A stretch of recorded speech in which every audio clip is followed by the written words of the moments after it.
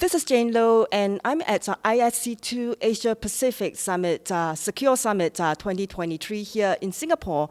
And with me today, I'm very pleased and very privileged to have Ivo Peixinho, who is the head of Cybercrime Intelligence Unit with Interpol, who's going to be sharing with us on cybercrime gathering of intelligence, analysis, and also sharing of cybercrime intelligence. So thank you so much for your time today. Thank you for inviting me. It's a pleasure for me to be here. Right, yeah, so Ivo, I think a lot of our audience are very familiar with Interpol, and obviously earlier you talked about the ransomware operations, some of the operations that you are involved in. But ransomware is one of the many cybercrime, right, that Interpol work with police and law enforcement agencies around the world to take down. And we're talking about business email compromise, phishing, internet scam, you name it. But all these, I understand all these operations run for a long time, for years, spanning regions and geographies, right? And I think a lot of the audience is curious, right? What does your daily day look like? What do you do to keep yourself busy? And most of all, what do you do to persevere, right? Because some of these operations are so long running.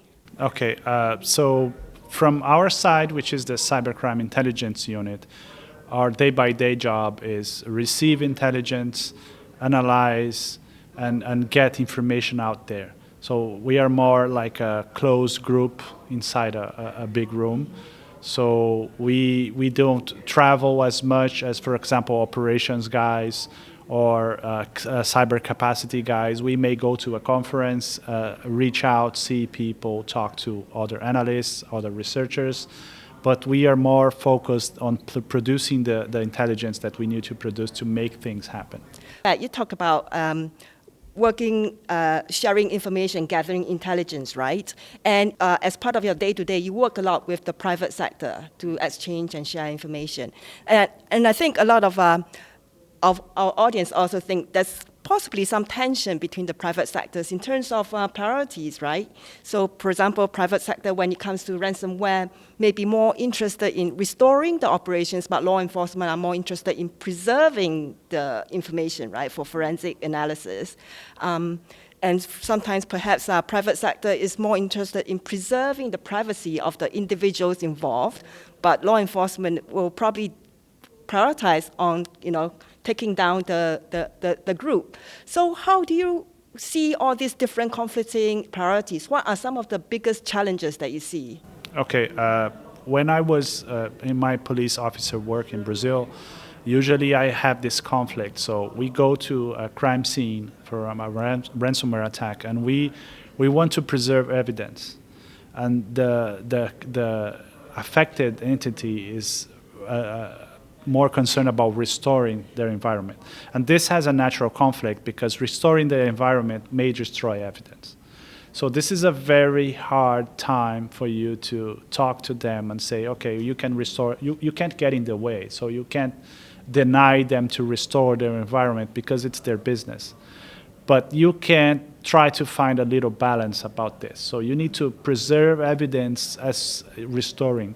And the attack itself also destroys evidence. So this is a very hard game to play, and every case is different. But from an Interpol perspective, we usually don't go on the ground. We don't do incident response in the countries.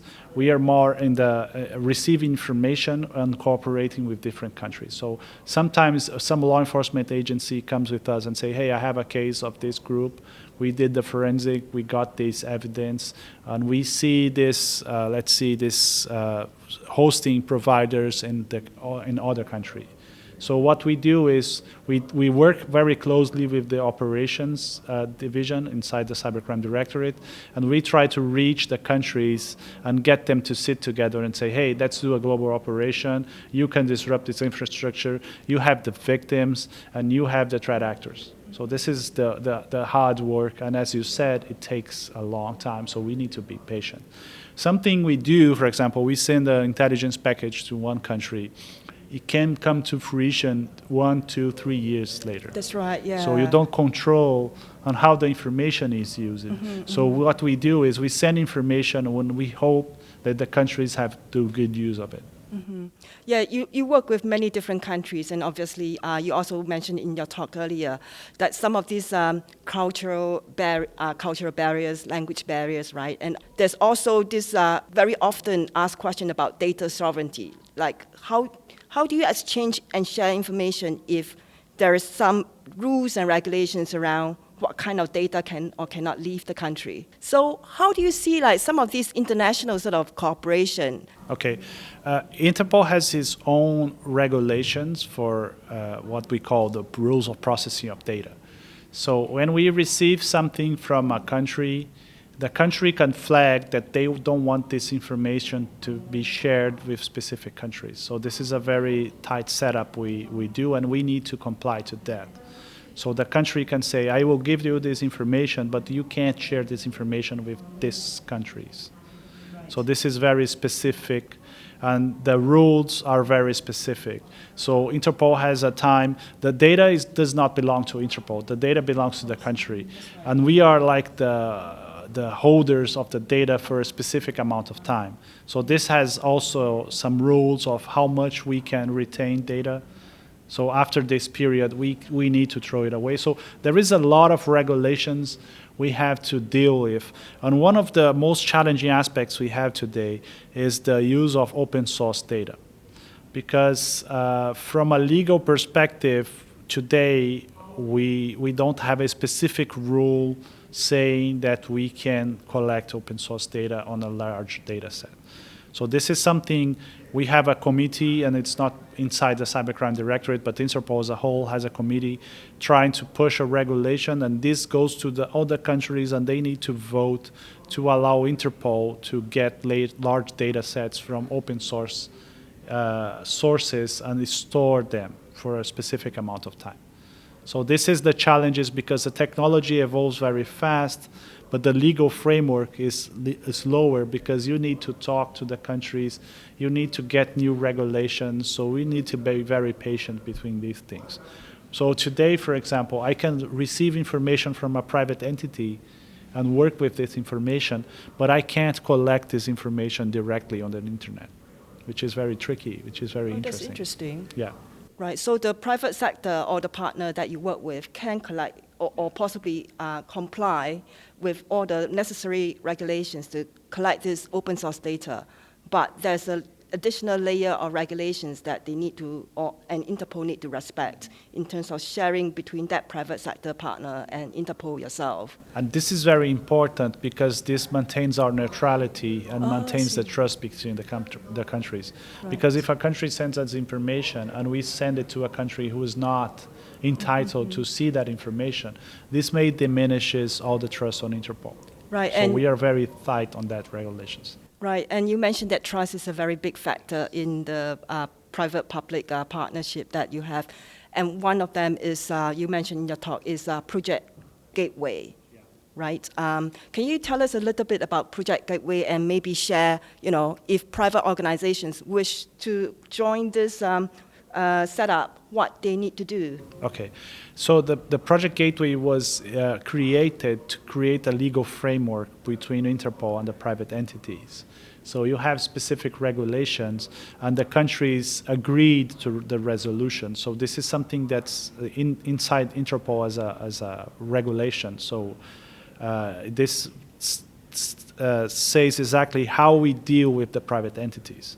So the private entities who enters the Gateway project, they sign a memorandum of understanding, some legal documents between Interpol and the country and the private sector entities. So this creates a more, more legal compliant kind of partnership. So if a private organization wants to join this setup, what are some of the things they need to, We have a specific assistant directorate inside the Cybercrime Directorate, which is called Cyber Strategies and Development. So we have people there who manages the Gateway project. So if someone sends me an email, for example, I will follow up with this person, and they will start to exchange information. And this, at some point, goes to legal. They will assess the partner, and at some point, they will sign some understanding. It's a formal process. Can take a while, but in the end, they will have a legal framework for this. And now you have how many, is it something that's public information, the number of partners? We have 13 partners. Wow, today. that's quite a lot, yeah. So, so going back to gathering and analyzing cybercrime intelligence, right? And one of the, I guess, key success factor is turning this intelligence into actionable data. And I think many of our audience have this perception that an actionable piece of intelligence is maybe able to map, a lot of this data to, say, a specific individual or IP address, right? And you talked about in your talk, for example, cryptocurrency tracing sometimes allow you to perhaps find out who that individual is. And I think some of us also heard about, some of these darknet takedowns. Some of these cyber criminals have committed some OPSEC errors that expose their location. Can you perhaps share with us a little bit about some of these technology or analytics that Interpol has to perhaps, locate these individuals? Okay, so inside my unit, we have what they call the Cyber Fusion Center, which is a specific room we have here in Singapore. And we have a group of analysts, very capable people from many different countries. Some of these analysts are what we call seconded officers, so the law enforcement agencies lend them to Interpol for a specific period of time, and some of them are contracted. Some people apply to a position in Interpol. So all this different environment is very interesting because everyone who reaches the room brings different capabilities, brings different understanding of certain criminalities. For example, for myself, I have a great understanding of Brazilian cybercriminality. I can have an analyst, for example, from the US who has understanding for, so all this information is quite interesting. And also we have a set of commercial tools that Interpol purchases as any other law enforcement agency that we use to get more information. And we have also the inputs from the private sector and the inputs from the member countries.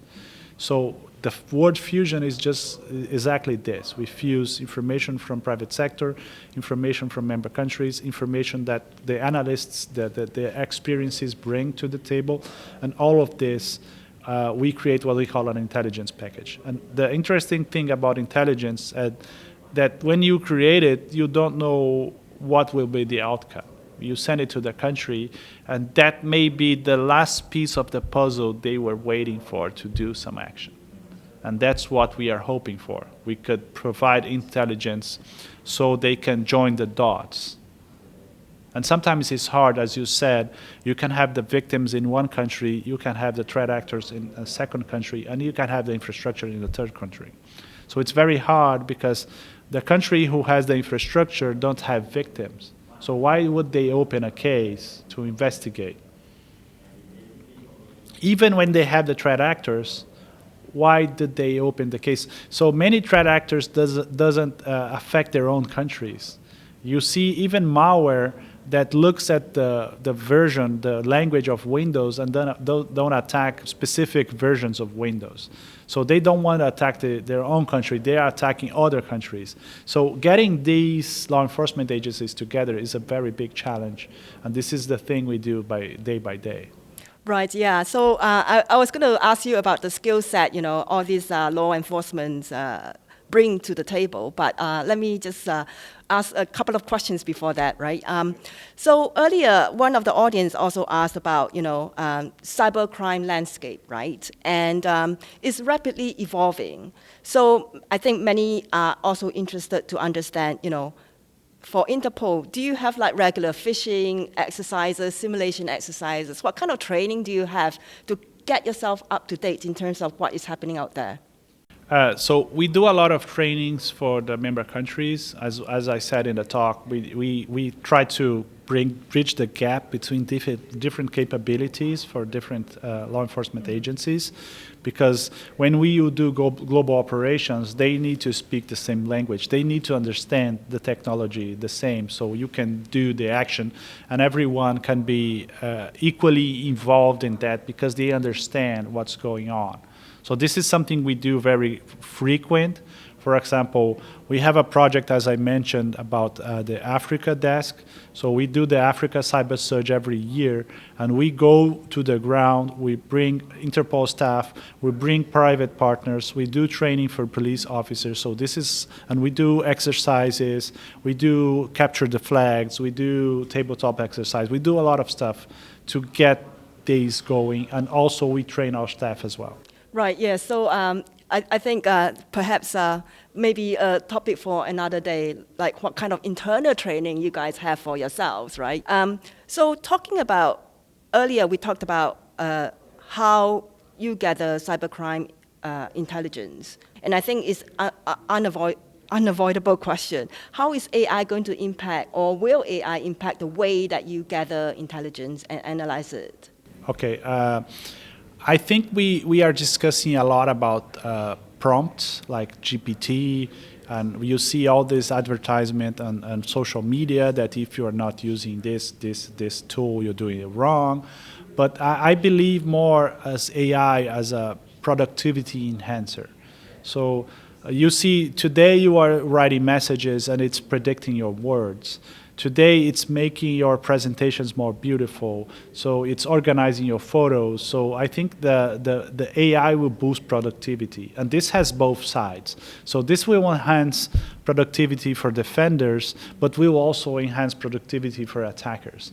So we are going to see less capable attackers doing very sophisticated attacks because they are being aided by technology, by AI, to do more sophisticated attacks.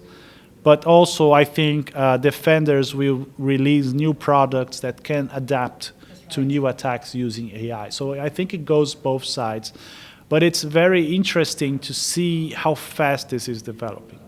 And I really believe on what I call is invisible AI. It's that AI that is embedded in the things you already use. Let's say WhatsApp you already use. At some point in time, it starts to predict what you are writing, so it increases your productivity. And you don't need to learn anything new. It's just there. That's right. You write an email on Gmail, and it's predicting your words. So it's like, as I said, invisible, so it's already there. So this is the transformation. So I think every piece of technology changes how we do stuff. That's right, yeah. And we keep getting dependent on them. That's why cybercrime is so scary, because we depend more and more on technology. Today, if a company gets ransomed, they can go out of business because they rely so much on technology to get stuff going that you can't, like the Colonial Pipeline attack, you can't sell gas because you can't, you don't have the resources to build them and to get the money in. So this is very scary perspective from one side. But this, we don't need to see this as a bad thing in the whole, because you have more time for other stuff. Exactly, that's right, yeah. Well, you also pointed out in your presentation that without technology, there won't be any ransomware, right? But there will be old-fashioned ransom, I guess. Maybe you get people holding up your office building, yeah, or burning your papers, right? Yes. Right. So I think there's a lot of different topics that I want to touch on, given your extensive background in investigation and also digital forensics, but I don't think we have the time today. I also want to touch on third-party supply chain attacks, since you brought up colonial pipelines. So that's a big topic. So maybe another time, another podcast. But for today, the final question is the skill set, right? I think it's a favorite question with many people, right? They look at some of these, investigations, and we are all very impressed how you get your stamina, how you get your perseverance, and how you, are so dedicated to bringing down a cybercrime organization because it's so long running. What are the skill set that law enforcement investigators have, cultivate and develop?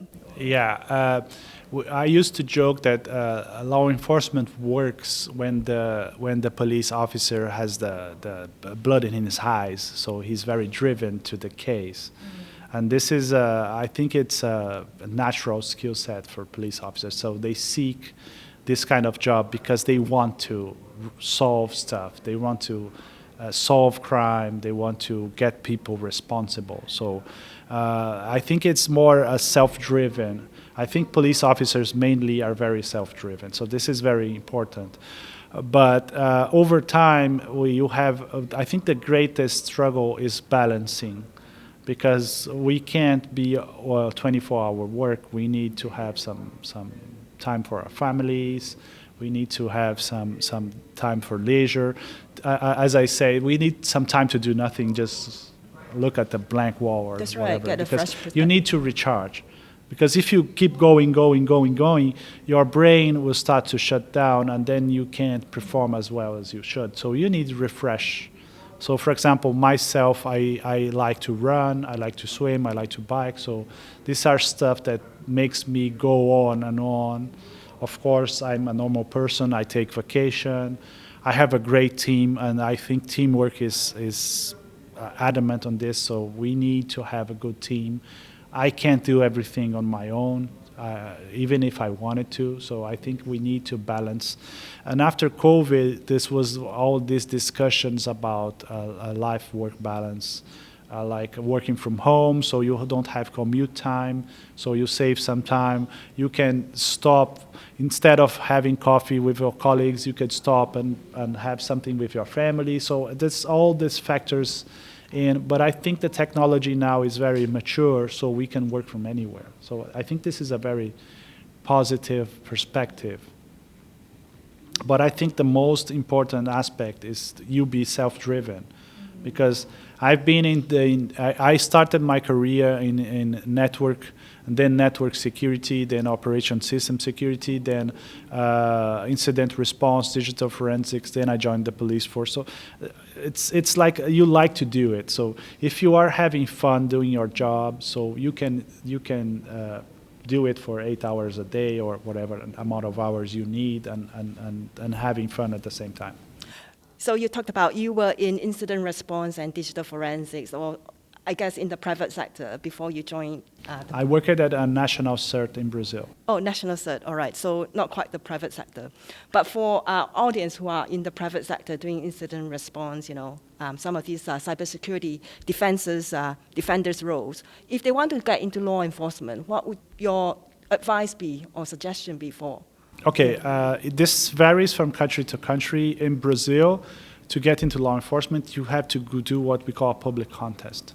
Oh. So they open the spots for everyone who is a national. So you do some tests. There are some physical tests as well. So and they rank the candidates and they get the spots. So it's like a public career. I think Singapore is a little similar. I don't know. Right. So there's no difference whether you are going into a cybersecurity sort of role in the law enforcement or whether. Right. But okay. if you are driven to cybersecurity, over time you will go to the right place. Right. Okay. So the physical fitness is a big part. Yeah. Right. Okay. Of course. Yeah. When we see a crime being committed on the streets, we want someone who is fit You to can run run. over. Yeah. Right. So thank you so much, Ivo, for your time today, sharing with us on cybercrime intelligence gathering analysis at the Interpol, and also for the private sector, if they are interested to be part of the partners, who they can reach out to. So thank you so much for your time today. Thank you. If they are interested, they can reach to me. And of course, you are also on in many, many different events, so I'm sure that you will catch them. So thank you so much for your time today. Thank you.